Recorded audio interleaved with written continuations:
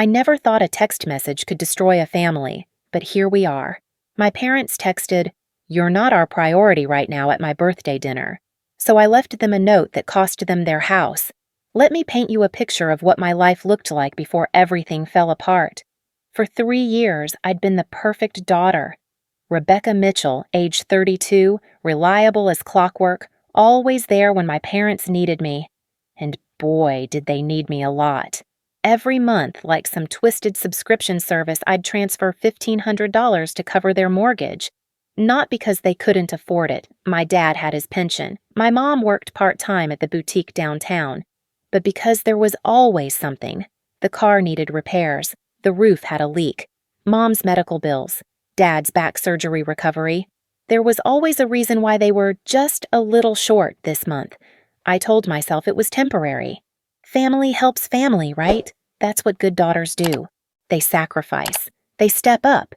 They don't ask questions when their parents need help. My apartment was modest, a one-bedroom in the city that I could barely afford after helping them out each month.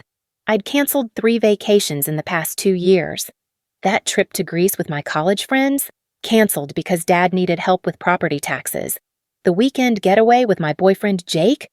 Postponed indefinitely because Mom's dental work couldn't wait. But I didn't mind. Or at least I told myself I didn't mind. This was what family looked like. This was love in action. My birthday was coming up, the big 3-3, and for once, I wanted to do something special. I'd been planning this dinner for 2 months. Reservations at Marcello's, the Italian place downtown where we used to go when I was little. I'd invited my closest friends, even splurged on a nice dress. It was going to be perfect. I remember standing in my bathroom that evening, putting on lipstick, feeling genuinely excited for the first time in months. The table was booked for 7 p.m. 8 people total, my parents, Jake, my best friend Sarah, a few other close friends. I'd even ordered a custom cake from that expensive bakery on 5th Street. The restaurant was beautiful that night. Warm lighting, the smell of garlic and fresh basil in the air. I'd gotten there early to make sure everything was perfect. The table looked amazing. White tablecloth, fresh flowers I'd brought from home, little gift bags for everyone. 6:50 p.m. came and went, then 7, then 7:15. My friends started arriving, asking where my parents were. I kept checking my phone, texting them. "Running late? Are you close?" "Table is ready." Nothing. By 7:30, my friends were trying to lighten the mood, but I could see the pity in their eyes. Sarah kept squeezing my hand under the table. Jake suggested we start with appetizers. Maybe they'd gotten stuck in traffic. That's when my phone buzzed. I still remember the exact moment. I was reaching for my water glass, laughing at something Sarah had said about her disaster of a first date, when the notification lit up my screen. A text from Mom. "Hi, honey. Dad and I won't be able to make it tonight.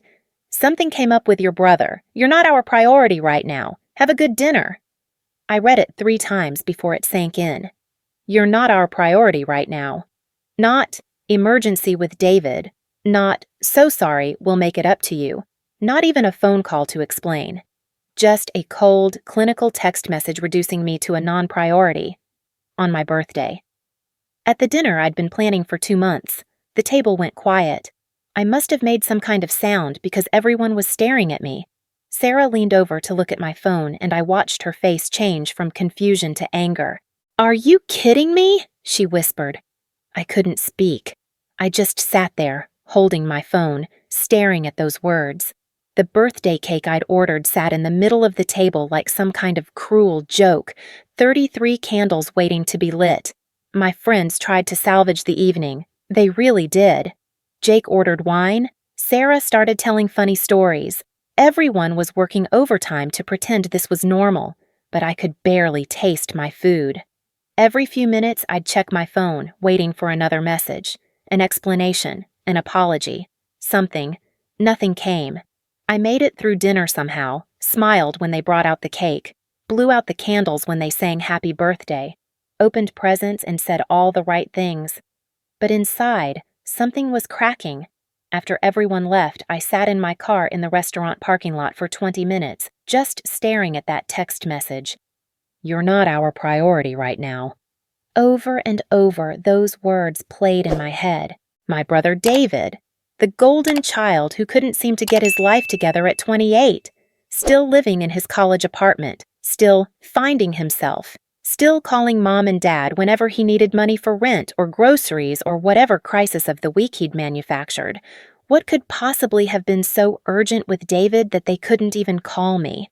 That they couldn't show up for 2 hours on my birthday? I drove home in a fog. My apartment felt different when I walked in. Smaller. Sadder. I still had my fancy dress on, but I felt like I was wearing a costume for a play I'd never auditioned for. That's when I started really thinking, really looking at the pattern I'd been too blind to see. 3 years of mortgage payments, $1,500 a month. That was $18,000 a year, $54,000 total, more than my entire annual salary after taxes. 3 years of being available for every emergency, every crisis, every time they needed something. 3 years of putting my life on hold because family comes first. 3 years of being taken for granted.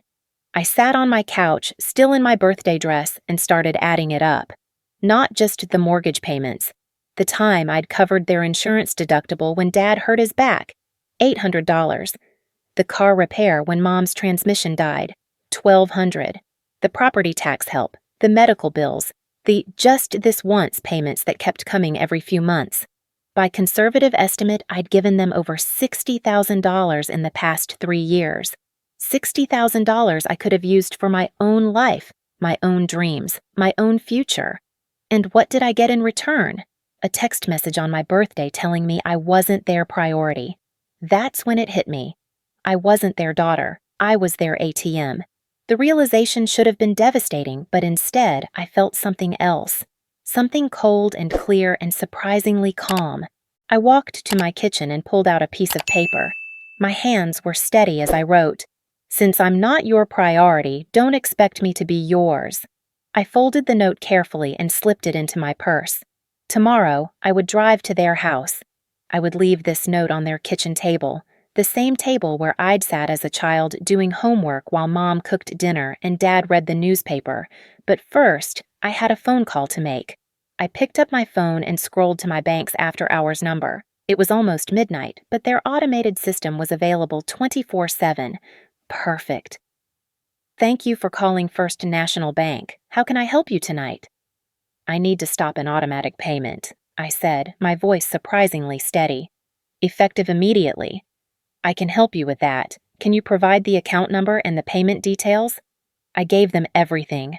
The account number, the routing information, the monthly mortgage payment that had been automatically deducted from my checking account for the past 36 months. "I see the payment here," the representative said. "This appears to be a mortgage payment for a different address than your account billing address. Are you sure you want to discontinue this payment?"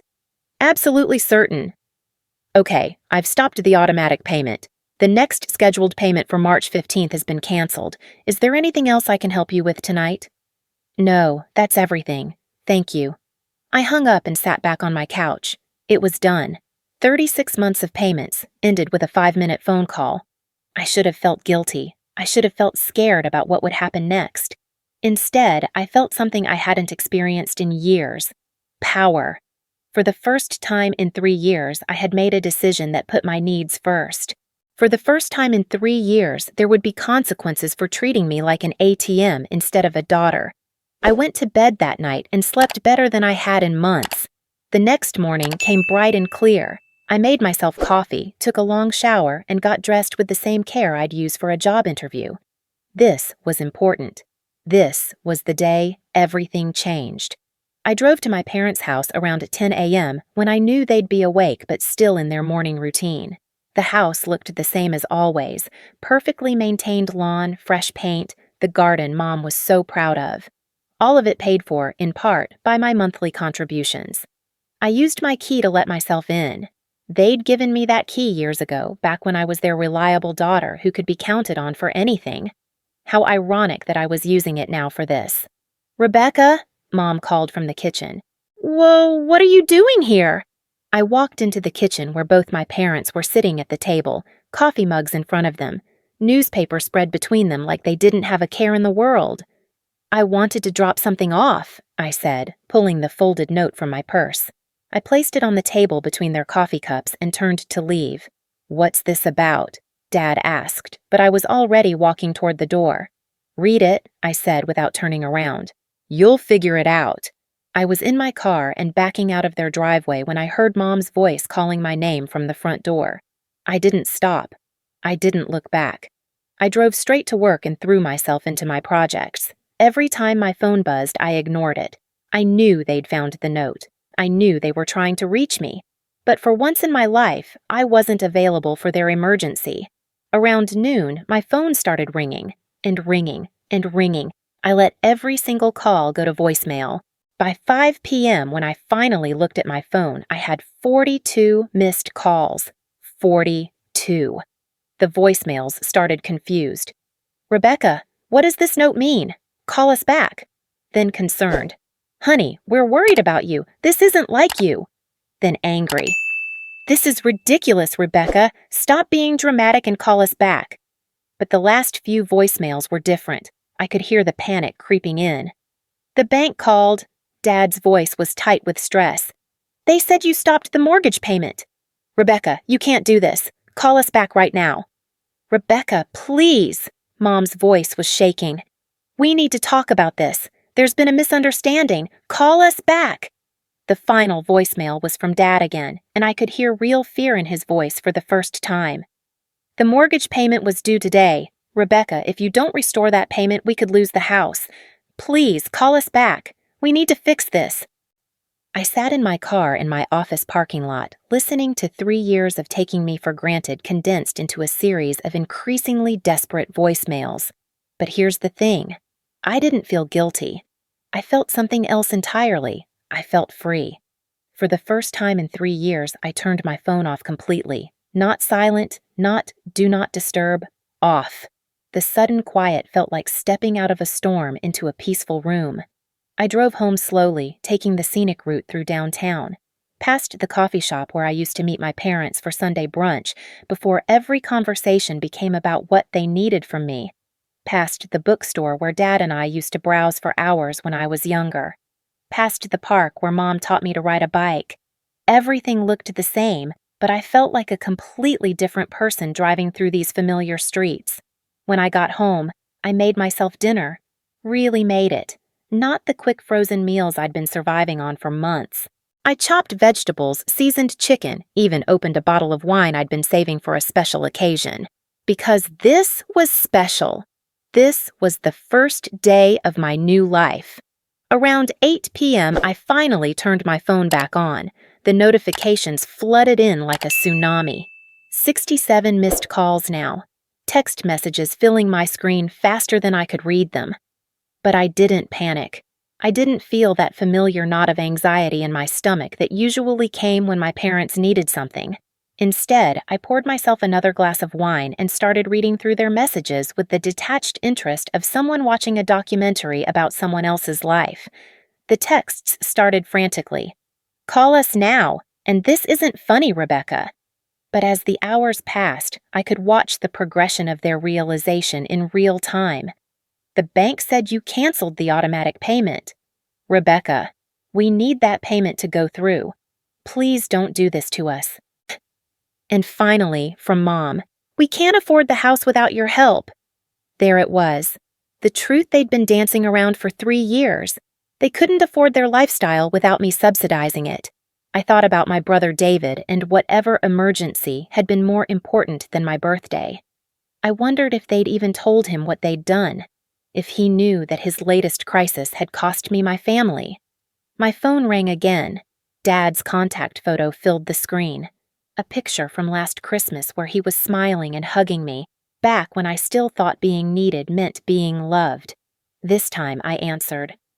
Rebecca, thank God, we've been trying to reach you all day. His voice was strained, higher pitched than usual. I'd never heard my father sound scared before. I know, I said calmly. I saw the missed calls. Honey, we need to talk about this mortgage situation. There's been a misunderstanding. No misunderstanding, Dad. I stopped the payments, permanently. Silence. Then, you can't do that, Rebecca. This is our house. It's the house I've been paying for, I corrected. $1,500 a month for 3 years. That's $54,000, Dad. More than some people make in a year. We never asked you to. You didn't have to ask. You just expected it. Every month, like clockwork. And I gave it to you because I thought that's what families do for each other. I could hear him breathing heavily on the other end. Rebecca, listen to me. We appreciate everything you've done, but you can't just cut us off like this. We have nowhere else to go. Where was that appreciation yesterday? Where was that family loyalty when you couldn't even show up to my birthday dinner? That's different. David was having a crisis. David is 28 years old. The words came out sharper than I intended. He's a grown man who calls you every time he needs money for rent or groceries or whatever drama he's created this week. And you dropped everything for him. Again. He's struggling, Rebecca. He needs our support. And I don't? I laughed, but there was no humor in it. I've been struggling too, Dad. I work 60 hours a week and live in a tiny apartment because I give you half my paycheck every month, but my struggles don't matter because I handle them quietly. More silence.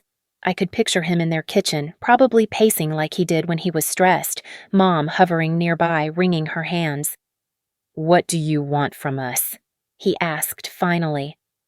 The question hung in the air. What did I want?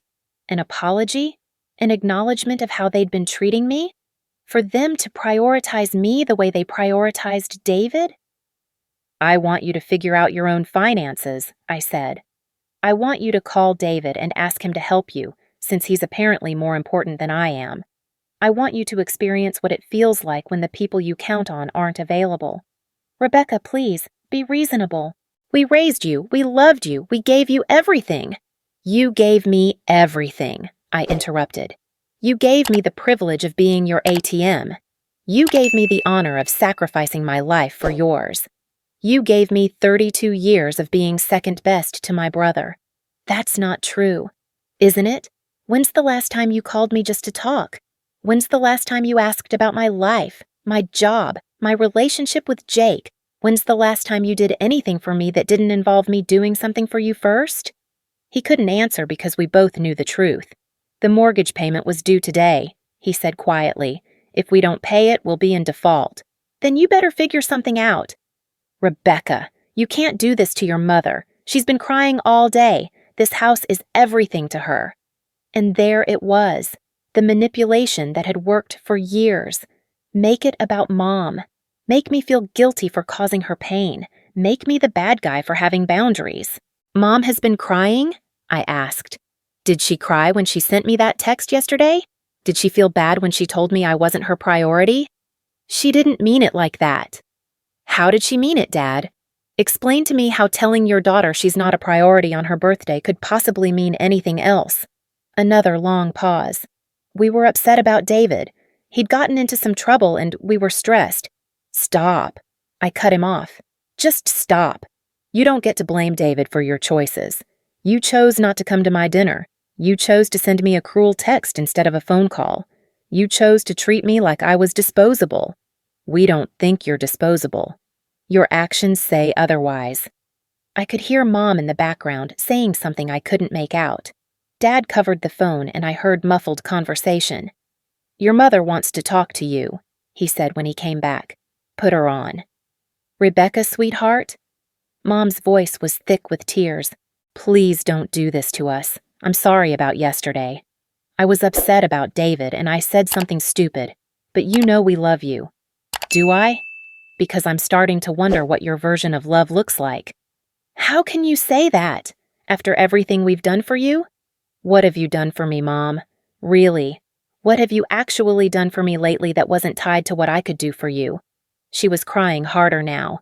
We raised you. We supported you through college. I paid for my own college with loans that I'm still paying off. You co-signed for them, which I'm grateful for, but I've been making those payments every month for 10 years. We gave you a home, a family. You gave me a childhood 20 years ago. What have you done for me as an adult? What have you given me besides expectations and guilt? We include you in everything. We invite you to family dinners, holidays. Family dinners where you spend the entire time talking about David and his latest problems. Holidays where I bring the wine and help clean up while David shows up empty-handed and leaves early. Events where I'm useful, not celebrated. That's not fair? You're right. It's not fair. None of this is fair. It's not fair that I've been subsidizing your lifestyle while barely scraping by myself. It's not fair that you've taken my help for granted for 3 years. And it's definitely not fair that when I needed you most, you couldn't be bothered to show up. We said we were sorry about the dinner. No, you didn't. You explained it away. You blamed David. You made excuses. You never actually apologized. She was quiet for a moment. I'm sorry. I'm apologizing now. Because you need something from me. You're not sorry for hurting me. You're sorry that there are consequences for hurting me. What do you want us to do? How do we fix this? You can't fix this with words, Mom. You've been showing me how you really feel about me for 3 years, and I finally listened. So what happens now? You just abandon us? Leave us to lose our house? I'm not abandoning you. I'm just not rescuing you anymore. There's a difference. We can't afford the mortgage without your help. Then maybe you shouldn't have bought a house you couldn't afford. We could afford it when we bought it. Things changed. Things changed for me too. I used to think family meant mutual support and respect. Now I know better. Dad took the phone back. Rebecca, let's meet somewhere and talk about this face to face. We can work something out. There's nothing to work out. I'm done being your financial safety net. What about family loyalty? What about everything we've been through together? You mean what I've been through for you, because that's what this has been, me giving and you taking? We never meant for it to be one-sided. But it was. And when I needed you to show up for one dinner, you couldn't do it. That told me everything I needed to know about where I stand in this family. Please don't make any permanent decisions while you're angry. I'm not angry, Dad. I'm clear. For the first time in years, I'm thinking clearly. And I was. The fog of guilt and obligation that had been clouding my judgment for so long had finally lifted. I could see our relationship for what it really was, transactional, one-sided, and ultimately destructive to my own well-being. The house means everything to your mother. He tried again. Then I suggest you call David. I'm sure he'll be happy to help since you prioritize his needs over mine. David doesn't have money. Neither do I after 3 years of supporting you. This isn't about David. This is absolutely about David. It's about the fact that his crisis yesterday was more important than my birthday. It's about the fact that you've spent my entire adult life dropping everything to fix his problems while expecting me to fix yours. I could hear Mom crying in the background again. Look, I said, softening my tone slightly. I'm not doing this to hurt you. I'm doing this because I finally realized that this dynamic is hurting me. I can't keep setting myself on fire to keep you warm. We never asked you to set yourself on fire. You never asked me not to either. You just accepted it. Month after month, year after year, you accepted my sacrifice without question because it was convenient for you. What can we do? How do we make this right? You can learn to stand on your own 2 feet. You can call your other child and ask him to contribute.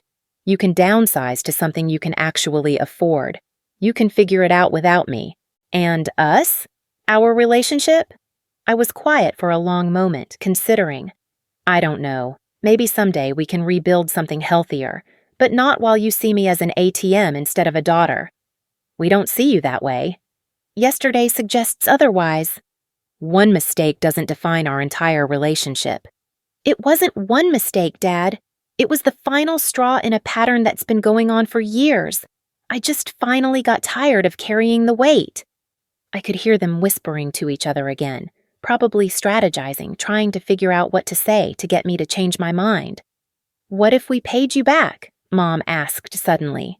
What if we found a way to pay back some of what you've given us? With what money? The money you don't have to pay your mortgage? We could sell some things, downsize, make sacrifices. That's what you should have been doing all along instead of asking me to make all the sacrifices. We didn't realize how much we were asking of you. Because you didn't want to realize it. It was easier to let me handle it quietly than to face your own financial irresponsibility. The conversation was starting to feel circular. They were looking for the magic words that would get me to resume payments, and I was trying to make them understand that there were no magic words.